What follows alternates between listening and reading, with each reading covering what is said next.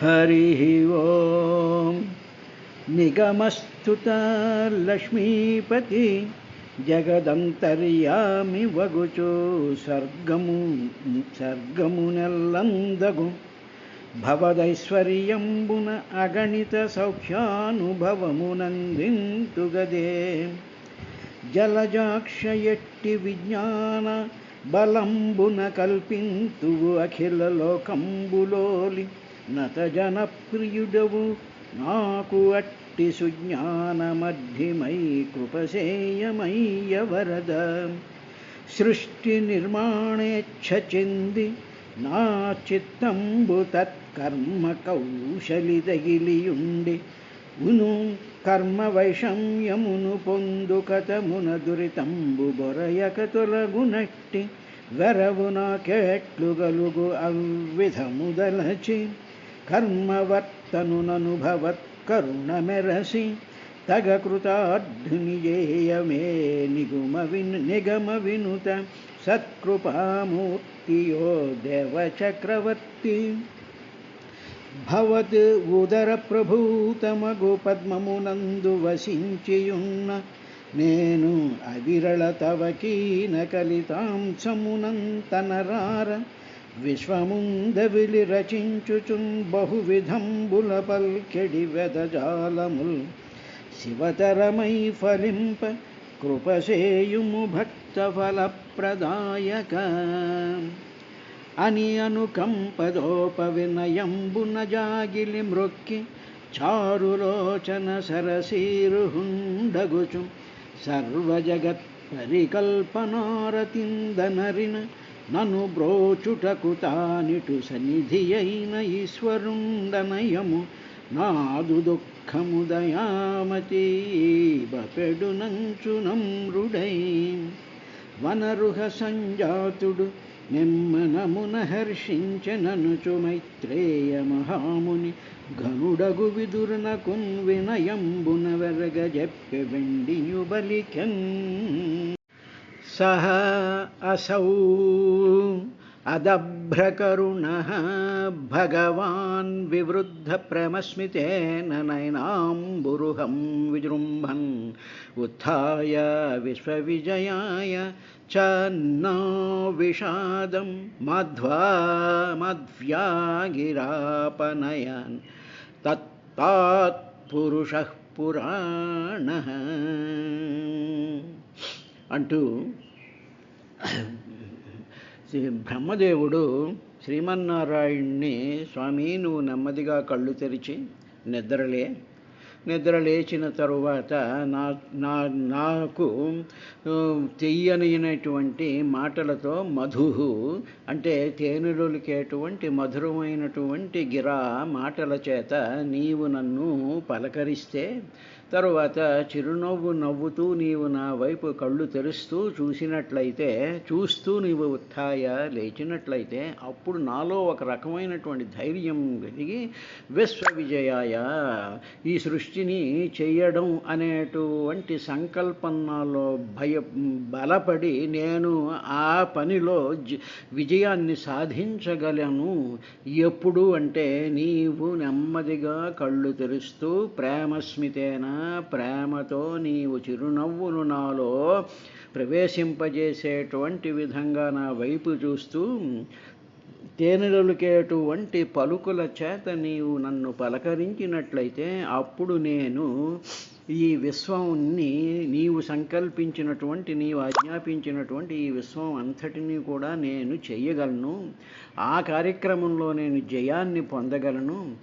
రెండవది నాలో ఉండేటువంటి విషాదం కూడా పోతుంది స్వామి అని బ్రహ్మదేవుడు పరమాత్మని ప్రార్థించాడయ్యా అని చెప్పి మైత్రేయ మహర్షి విదురుడికి చెప్పినట్టుగా ఆ గంగా తీరంలో పరీక్షణ్ మహారాజుకి సుఖబ్రహ్మ వివరించినటువంటి విశేషాన్ని నైమిషారణ్యంలో సూత మహర్షి సౌనికాది మహర్షులు చెప్తూ ఉన్నాడు.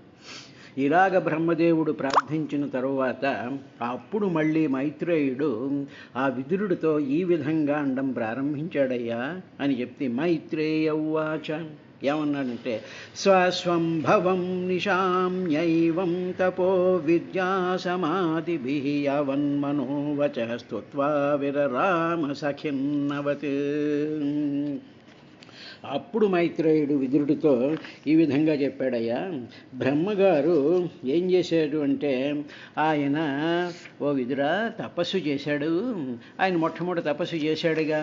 తపస్సు చేసిన తరువాత అప్పుడు ఆయన ఆ పద్మంలో 1000 సంవత్సరాల పాటు ఉపాసన చేసి, ఆ ఉపాసన చేస్తూ ఉండేటువంటి సందర్భంలో సమాధి స్థితిలోకి కూడా ఆయన చేరుకున్నాడు.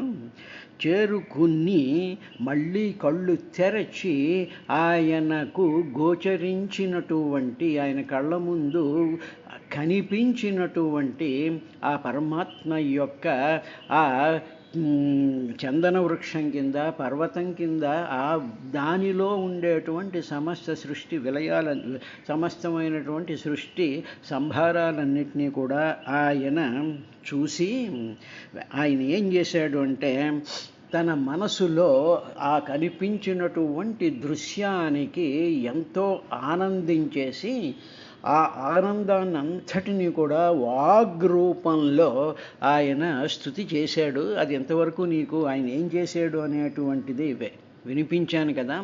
ఇలాగ స్తుతి చేశాడు. చేసిన తరువాత ఏమైంది అంటే, అనుకున్నటువంటిది ఏమీ ఆయనకేం కలగటం లేదు. స్తుతి అయితే చేశాడు.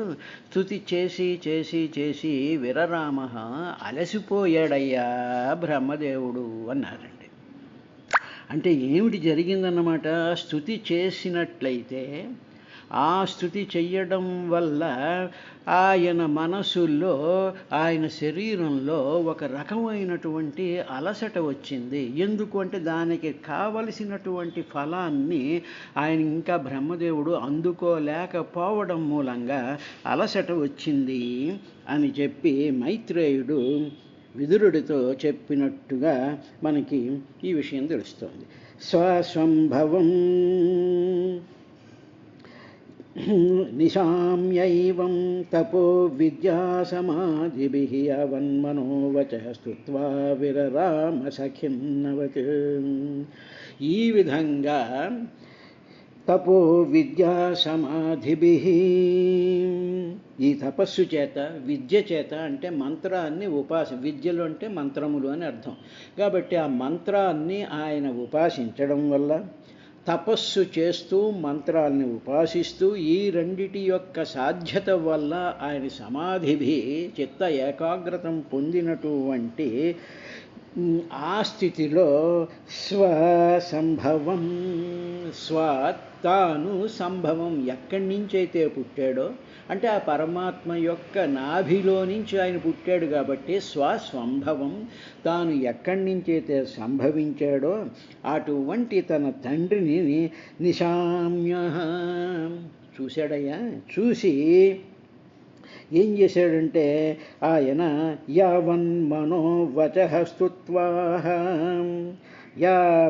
యావత్ మనోవచః, అలా చూసినప్పుడు ఆయనకి కనిపించినటువంటి ఆ దృశ్యాన్ని అంతటినీ కూడా తలుచుకుంటూ తన మనసులో ఆ దృశ్యాలన్నీ కూడా మనసులో నిలబడినప్పుడు వెంటనే వాక్కుకి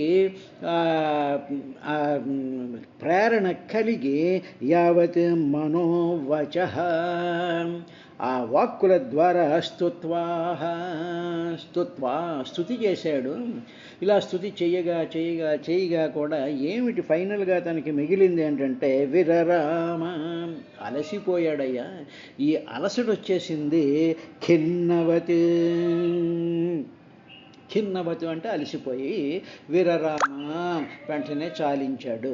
ఇక స్తోత్రం చేయకుండా అలా నిశ్శబ్దంగా ఉండిపోయాడు అని మైత్రేయ మహర్షి ఆయనకి చెప్పాడు. ఇందులో మనం గ్రహించవలసినటువంటి విషయం ఏమిటంటే, మనకి ఒక తపస్సు చేసాం అనుకోండి, ఒక మంత్రాన్ని ఏదో ఉపాసన చేసాం, ఉపాసన చేసి మన మనస్సుని, చిత్తాన్ని ఏకాగ్రంగా చేసి కొంతకాలం అలా ఉన్నప్పుడు మనలో ఏవైనా సరే కొంత ఉత్సాహము, ఉల్లాసము, ఏదో భావం కలిగింది మన పూర్వజన్మ పుణ్యం వల్ల అనుకుందాం.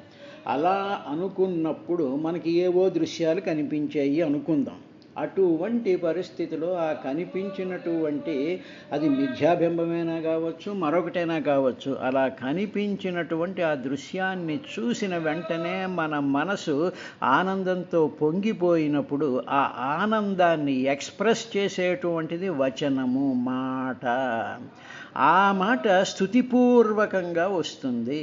కాబట్టి మనసు ఆనందంతో నిండిపోయినా దుఃఖంతో నిండిపోయినా సరే ఆ రెండు భావాలు కూడా ఒక వాక్ రూపంలోకి బయటికి వస్తూ ఉంటాయి. ఇలాగ ఎప్పుడైతే వాగ్రూపంలో అవి బయటికి వచ్చాయో అప్పుడు ఈ వాకుల్ని పలుకుతూ ఉండేటువంటి వాళ్ళ యొక్క మనసులో ఇంకా ఖిన్నవతి, దుఃఖం ఉన్నట్టయితే, అంటే ఇక్కడ బ్రహ్మగారికి ఉండేటువంటి దుఃఖం ఏమిటంటే, ఇంత తపస్సు చేశాను, ఇంత ఉపాసన చేశాను, నా చిత్తం అంతా ఏకాగ్రత అయింది, సమాధి స్థితిలో ఉన్నాను, అయినా ఆయన నాకు చెయ్యమన్నటువంటి కార్యాన్ని నేను చెయ్యలేకపోయానే, నా స్తుతికి ఫలితం ఇంకా కనిపించటం లేదే అనేటువంటి భావంతో ఆయన మాట్లాడకుండా ఉండిపోయాడయ్యా అని మైత్రేయుడు విదురుడికి చెప్పాడు.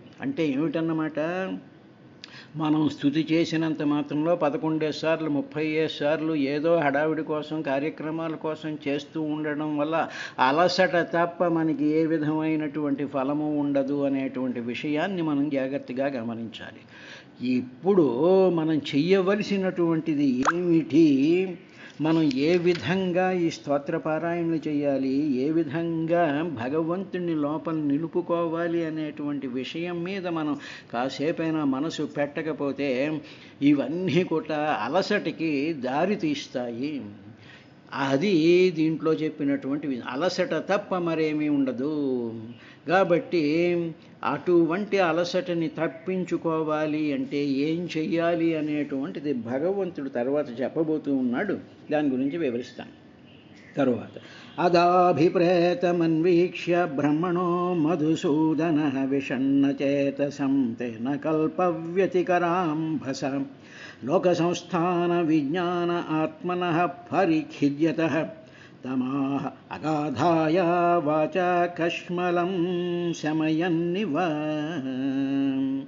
ఇలాగ బ్రహ్మదేవుడు దుఃఖంతో నేనేమి చేయలేకపోతున్నాను అనేటువంటి పరిస్థితిలో ఎప్పుడైతే ఆయన విరరామ చాలించేసేసి కూలబడ్డాడో అప్పుడు ఏం జరిగింది అంటే, ఆయన బ్రహ్మదేవుడికి 2 రకాలైనటువంటి దుఃఖాలు కలిగాయి. మొట్టమొదటిది ఏమిటి అంటే, నన్ను పరమాత్మ ఈ సృష్టి చేయమన్నాడు, కానీ సృష్టి చెయ్యమనేటువంటి సందర్భంలో నాకు ఏమీ తోచటం లేదు, ఇలాగ తోచకుండా ఉండి సృష్టి చెయ్యలేకపోతున్నానే అనేటువంటి ఒక దుఃఖం ఒకటి నన్ను తినేస్తోంది. ఇక రెండవది ఏం జరిగింది అంటే, చుట్టూ చూసేటప్పుడు ఏదైనా ప్రయత్నం చేద్దాము అని చుట్టూ చూసేటప్పటికీ అక్కడంతా కూడా సముద్రం అంతా కూడా అల్లకల్లోలంతో, అది బ్రహ్మాండమైనటువంటి ప్రళయకాలపు వాయువుల చేత అంతా అల్లకల్లోలం అయిపోయి దిక్కు తోచకుండా చీకట్లు కమ్మేసినటువంటి విధంగా ఉంది. ఇటు వాతావరణం కూడా చాలా భయంకరంగా ఉంది అనేటువంటి దుఃఖం ఒకచోట, ఇలాగ వాతావరణం భయంకరంగా ఉంది అనేటువంటి దుఃఖంతో పాటు అయ్యో భగవంతుడు నాకు నిర్దేశించినటువంటి ఈ కార్యక్రమాన్ని నేను చెయ్యలేకపోతున్నానే అనేటువంటి రెండవ దుఃఖం. ఈ 2 దుఃఖాలతో ఆయన స్తుతి చేసి అలిసిపోయి కూర్చున్నటువంటి సందర్భంలో అప్పుడు ఆయన పరమాత్మ చాలా మధురమైనటువంటి గంభీరమైనటువంటి వచనాలతో ఆయనని ఓ విదురా పలకరించి కొన్ని విషయాలు చెప్పడం ప్రారంభించాడయ్యా అన్నాడు. అంటే ఏమిటన్నమాట, మనకి దిక్కులేనటువంటి పరిస్థితిలో, మనకి వాతావరణాలు అనుకూలించలేనటువంటి పరిస్థితిలో, మనం చేసినటువంటి పనుల వల్ల మనం అలసిపోయి కూర్చున్నప్పుడు భగవంతుడు మన మీద దయదలిచి అప్పుడు ఆయన మనతో మాట్లాడి మనం చేసినటువంటి పనులలో ఉండేటువంటి దోషాలేమిటి, బలహీనతలేమిటి, ఏమి చెయ్యలేదో వాటిని చాలా సూక్ష్మంగా ఆయన వివరిస్తాడు అని భాగవతం చెప్తూ ఉంది. అధ అభిప్రేతమన్వీక్ష్య బ్రహ్మణో ఆ బ్రహ్మదేవుడి యొక్క అభిప్రాయాన్ని అన్వీక్ష్య విని తెలుసుకుని మధుసూదనైనటువంటి అంటే ఏమిటి, తనకి ఈ విధంగా చెయ్యలేకపోతున్నాను, చుట్టూ ప్రపంచం అంతా కూడా అల్లకల్లోలంగా ఉంది, దీని చేత పరిఖేదత్తే చాలా విషాదంతో కూడిపోయాడు. వీటిని అన్వీక్ష్య చూసి మధుసూదనుడు ఆయనకి కలిగినటువంటి మొదటి దుఃఖం ఏమిటంటే కల్ప వ్యతికరాంభస విషణ్ణచేతసం. కల్ప అంటే కల్పించడం, అంటే సృష్టిని చేయడం. సర్గం అంటే సృష్టి, అది దాన్ని కల్పన చేయడం అనేటువంటి ఆ భావం తనకి కలిపినప్పుడు కల్పాంత వేళ అంబస సముద్రం అంతా కూడా అల్లకల్లోలం అయిపోతూ ఉంటే ఏమాత్రము వాతావరణం అనుకూలించటం లేదే అనేటువంటి విషణ్ణం దుఃఖంతో నిండిపోయి బయటికి వెళ్ళడానికి కూడా ఏమీ లేదు అనేటువంటి దుఃఖంతో నిండిపోయినటువంటి ఆ పరిస్థితిలో ఇక రెండవది లోక సంస్థాన విజ్ఞాన ఆత్మనః. సరే, ఆ దుఃఖం ఎలాగా ఉంది, వాతావరణం అనుకూలించడం లేదు, కానీ ఈ లోకాల్లో ఉండేటువంటి సమస్త జీవుల్ని వీటిలన్నిటినీ సృష్టించడానికి కావలసినటువంటి పరిజ్ఞానం ఉందే, విజ్ఞానం ఉందే, ఆ ప్రొసీజర్స్ ఉన్నాయే, ఆ రకాలైన ఎలాగ చెయ్యాలి ఏమిటి అనేటువంటి ఆ సమస్తమైనటువంటి విజ్ఞానం లోకముల యొక్క సంస్థాన, ఆ లోకాల్ని నిలబెట్టి అందులో జీవుల్ని బతికింపజేసి వాళ్ళని సృష్టించి వాళ్ళకి కావలసినటువంటివన్నీ తయారు చేసి పెట్టడానికి ఏ మార్గాలను అనుసరించాలి, ఏ వస్తువులు ఉండాలి, ఎలా చెయ్యాలి, ఎక్కడెక్కడ ఏమిటేమిటి ఉండాలి, సంస్థానం అవి ఎక్కడెక్కడ ఎలా ఉండాలి, జీవులు ఎలా ఉండాలి అనేటువంటి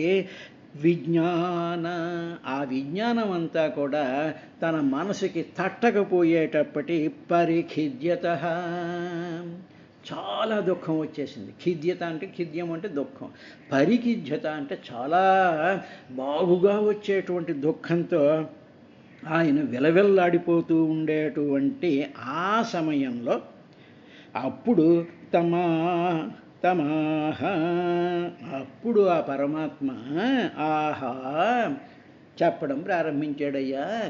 ఏమిటి ఆయన చెప్పినట్టు అగాధయా, చాలా గంభీరమైనటువంటి అర్థంతో కూడుకున్నటువంటి వాచాహ మాటల్ని ఆయన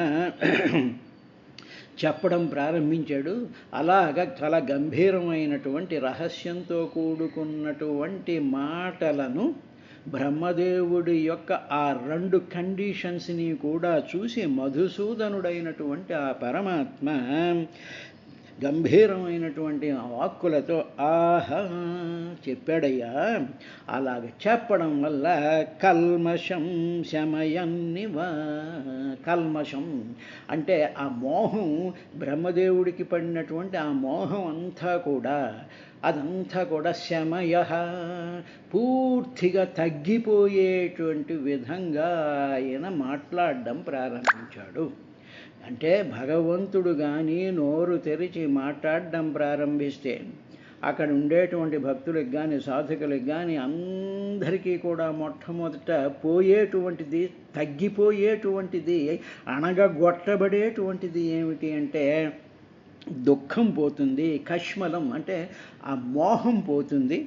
అందువల్ల ఇక్కడ పదాన్ని అధా అభిప్రేతం అన్వీక్ష్య బ్రహ్మణో మధుసూదన, సూదన అంటే తొక్కిపెట్టాడు, వాటినన్నింటినీ కూడా చిందరవందర చేసి పారేయడం. మధు అనేటువంటి రాక్షసుడిని సూదన కట్ చేసేటువంటి వాడు భగవంతుడు. కాబట్టి భగవంతుడు నోరు తెరిచి మాట్లాడాడు, కళ్ళు తెరిచి చూశాడు, తరువాత ప్రేమతో నవ్వాడు. అంటే కష్మలం శమయన్నివా, ఆ తర్వాత మొత్తం ఆ కష్మలం అంతా కూడా పోతుంది.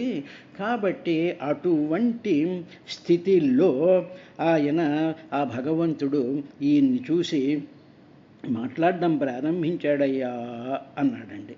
కాబట్టి అప్పుడు ఏం జరిగింది, ఆ భగవంతుడు ఏం మాట్లాడాడు అనేటువంటి విషయాన్ని చెప్తూ శ్రీ భగవానువాచ, అప్పుడు భగవంతుడు ఈ విధంగా ప్రారంభించాడయా. చాలా గంభీరమైనటువంటి మాటలతో కష్మలాన్నంతటినీ కూడా శమయన్నివా, వాటినన్నిటినీ కూడా పోగొట్టేటువంటి విధంగా ఆయన మాట్లాడడం ప్రారంభించాడయ్యా అన్నాడు. ఉదాహరణకి మామూలుగా ఉదాహరణ ఏ విధంగా ఆయన మాట్లాడేటువంటి మాటలు ఏమిటి అనేటువంటి విషయాన్ని చూసే ముందు ఒక ఎగ్జాంపుల్ చెప్పుకుందాం. అంటే ఎవరో ఇల్లు కొంతకాలం ఏదో ఊరు వెళ్ళిపోయి వచ్చారనుకోండి, ఇంటికి వచ్చేటప్పటికి ఇంట్లో వస్తువులు ఏమీ లేవు, అన్నీ ఖాళీ అయిపోయి వెళ్ళారు. ఏదో పిల్లల్ని తీసుకుని ఆ కుటుంబం బయటికి వెళ్ళింది. ఇంటికి వచ్చారు. ఇంటికి వచ్చేటప్పటికి ఇంట్లో పాలు లేవు, గ్యాస్ అయిపోయింది, తర్వాత ఏ వస్తువులు లేవు. తర్వాత ఈ లోపల ఏమైందంటే పెద్ద వర్షం కురిచేస్తోంది, గాలి దుమారం వచ్చేస్తోంది. వీళ్ళేమో రాత్రిపూట దిగారు, 8 ఎప్పుడో దిగారు. తీరా లోపలికి వెళ్ళి లైట్లు ఆన్ చేస్తే కరెంట్ లేదు. ఆ తర్వాత పోనీ గ్యాస్ స్టవ్ మీద ఏదో చేద్దాము అనుకునేటప్పుడు గ్యాస్ లేదు. ఇంకా ఇటువంటి పరిస్థితిలో పిల్లలకి ఆకలేస్తుంది, వీళ్ళకి ఆకలేస్తుంది, నీళ్లు పోసుకుందామంటే నీళ్లు లేవు. ఇటువంటి పరిస్థితులు, వాతావరణం అనుకూలించినటువంటి పరిస్థితిలో వాతావరణం అనుకూలించటం లేదు అనేటువంటి ఒక దుఃఖం. తరువాత ఇంట్లో సామాను ఏమీ లేదు, ఒక పదార్థం తయారు చేయడానికి కావలసినటువంటి పదార్థాలు ఏమీ కూడా లేనటువంటి పరిస్థితి రెండవది. అదేవిధంగా బ్రహ్మదేవుడికి ప్రళయకాల విజృంభణలో వాతావరణం అంతా మారిపోయేటువంటి పరిస్థితిలో కల్ప వ్యతికరాంభసాహ, ఆ సముద్రం అంతా అల్లకల్లోలం ఉండడం ఒకటి. తరువాత లోక సంస్థాన విజ్ఞాన ఆత్మనః పరిహిద్యతః, ఆ సృష్టి చేయడానికి, ఆ వంట చేసుకోవడానికి, ఆ పాలు పెట్టి నీళ్లు కాసుకోవడానికి అవన్నీ ఏమీ లేకపోయి దానికి సంబంధించినటువంటి జ్ఞానం ఏది లేకపోవడం అనేటువంటి 2 దుఃఖాలు ఏ విధంగా అయితే ఉంటాయో అలాంటి పరిస్థితిలో ఆ కుటుంబం కానీ ఉన్నప్పుడు, ఆ యజమాని కానీ ఉన్నప్పుడు ఎదురింటి వాళ్ళు వీడు పడుతున్నటువంటి బాధనంతా చూసి వాళ్ళ హాట్ ప్యాక్లో అన్ని పదార్థాలను పట్టుకొచ్చి కరెంటు లేదు కాబట్టి 2 కొవ్వొత్తులు, ఒక అగ్గిపెట్టి కూడా తీసుకొచ్చి ఇచ్చి వాళ్ళకి మంచినీళ్ళు ఇచ్చి వాళ్ళకి కంఫర్టబుల్గా చూస్తే ఆ కుటుంబం ఎంత ఆనందంగా ఉంటుందో, అదేవిధంగా బ్రహ్మదేవుడి యొక్క ఆ స్థితి కూడా అలాగే ఉందయ్యా. అలా ఉన్నప్పుడు ఆయన భగవంతుడు ఈ విధంగా మాట్లాడడం ప్రారంభించాడు. శ్రీ భగవానువాచ, మా వేదగర్భగాస్తంద్రీం సర్గ ఉద్యమమావహ తన్మయాపాదితం హ్యగ్రే యన్మాం ప్రార్థయతే భవాన్. వేదగర్భ, వేదాలన్నిటినీ కూడా నీ గర్భంలోనే ఉంచుకున్నటువంటి ఓ బ్రహ్మదేవా, మాగాహ, నువ్వు దుఃఖాన్ని, తంద్రి మాగాహ, అలసట పొందకు. నువ్వు అలసిపోయి కూర్చున్నావు కదా, ఏమీ చేయలేనటువంటి దుఃఖంతో నువ్వు నిలబడిపోయి ఉన్నావు కదా. కాబట్టి మొట్టమొదటి మాగాహ తంద్రి, నీవు ఏ విధంగానూ కూడా అలసట చెందొద్దయ్యా. నీవు ఎంతవాడివి అంటే వేదగర్భ, వేదాలన్నీ కూడా నీ కడుపులోనే ఉన్నాయి, వేదాలకు నువ్వు నిధైనటువంటి వాడివి. అందువల్ల నువ్వు మొట్టమొదట వదిలేయవలసినటువంటిది ఏమిటి అంటే నీ అలసత్వము, లేకపోతే నీ అలసటని, లేకపోతే నేను ఏమీ చెయ్యలేకపోతున్నాను అనేటువంటి ఆ భావాన్ని మాగాహ పొందకుండా ఉండు నువ్వు అని. ఇది నంబర్ 1 నువ్వు చేయాల్సినటువంటిది. ఇక రెండవది సర్గ ఉద్యమమావహ. సర్గం అంటే సృష్టి. ఇంకా ఈ సృష్టి చేయడానికి ఉద్యమించు, ప్రారంభం చెయ్యి. అలాగా నీవు ఈ సృష్టిని ప్రారంభం చెయ్యి. మొట్టమొదట అలసత్వాన్ని, ఆ దీనత్వాన్ని వదిలేయి. తరువాత ఈ ప్రయత్నాన్ని నీవు మొదలు పెడితే నీకేం చేస్తూ ఉంటానంటే, నీవు చెయ్యవలసినటువంటి సృష్టికి సంబంధించినటువంటి సమస్త విజ్ఞానం అంతా కూడా నువ్వు ఏదైతే కోరుకుంటూ ఉన్నావో ఆ కోరుకున్నటువంటి మొత్తం అంతా కూడా నేను ముందే భద్రం చేసి పెట్టాను. ఎక్కడ చేసి పెట్టాను అనేటువంటి విషయాన్ని ఆయన చాలా అద్భుతంగా రేపటి శ్లోకంలో చెప్తాడు. నీకు కావలసినటువంటిది అంతా చేసి పెట్టాను, దానిని నీవు గ్రహించలేదు, అది గ్రహిస్తూ కానీ అని చెప్పి తన్మయాపాదితం అగ్రే, అగ్రే అంటే ముందే అంతా కూడా నేను రెడీ చేసి పెట్టాను. యన్మాం ప్రార్థయతే భవాన్, నీకోసం నేను చేసి పెట్టింది అంతా కూడా భద్రంగా దాచిపెట్టిన. అది ఎక్కడుంది అంటే నీకు రేపు చెప్తాను అది ఎక్కడుందో, అది మిస్ అయిపోతున్నావు నువ్వు అన్నాడండి. దాన్ని కూడా మనం నేర్చుకోవాల్సినటువంటి విషయం ఎంతైనా ఉంది.